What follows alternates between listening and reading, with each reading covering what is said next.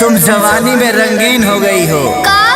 जवानों के लिए मशीन हो गई हो। आई हो दादा परमाणु बम फेंकबा कहाँ ब्यास?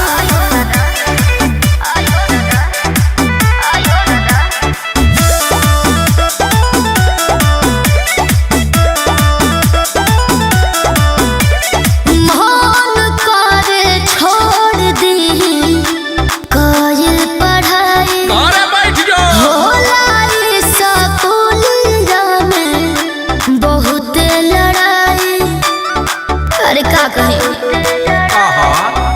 अरे मन करे छोड़ दी काजल पढ़ाई होला स्कूल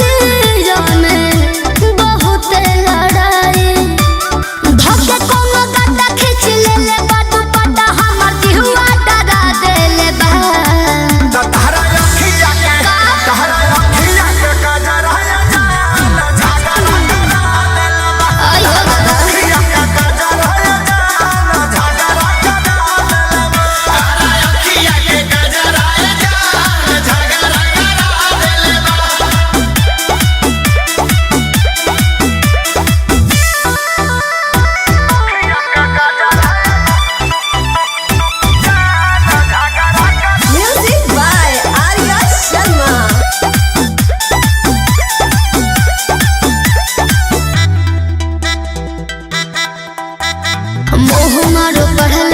हमरा आगे बढ़ला के लागत बाबू बड़ी डहवा झूठे पढ़े जाते बाड़ू तब तू डेरात बाड़ू पहले बाड़ू जानू भगदा तहरा कहला से पढ़ल का छोड़ दे हो तब बोलो कवना के देह धके कोड़ दी हो तहर पागल बात मोती हमर होई दुर्गति बात निंदिया उड़ा देले बा तोहरा अखिया के गजरा ले जा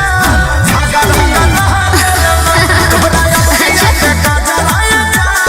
झगड़ा करना तोहरा अखिया के गजरा ले जा झगड़ा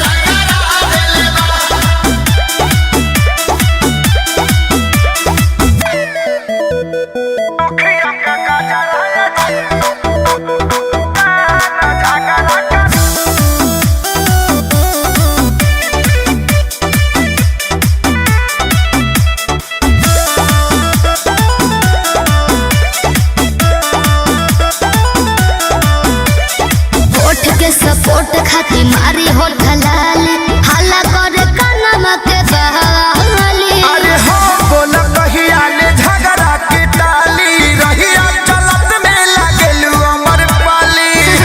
कि हमारा होए सन देखावे के तो हुनर बाटे हो तो अखिलेश खेसरी से बढ़ के छू छू ना बाटे हो अच्छा मोन भइल बता बाह सभे कहे बाह वैसन रास्ता धरा देले बा तोहरा अखिया के जियो ब्यास तोहरा अखिया के गजरा